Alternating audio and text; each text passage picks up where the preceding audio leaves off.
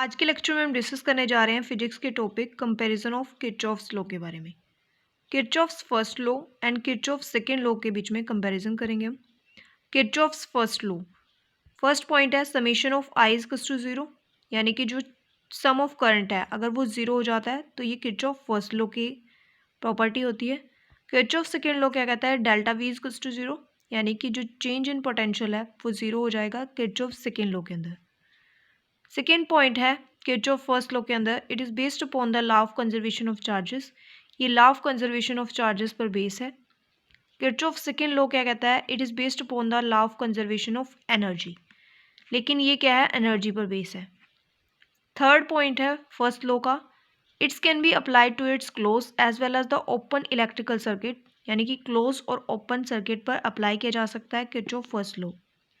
Kirchhoff second law को हम apply कर सकते हैं, it's can apply to be it's close circuit पर अप्लाई कर सकते हैं।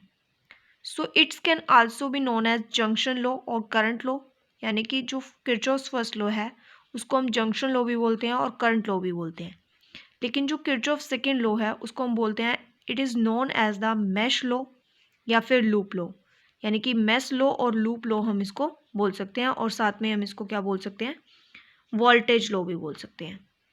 So this is the comparison between Kirchhoff's law.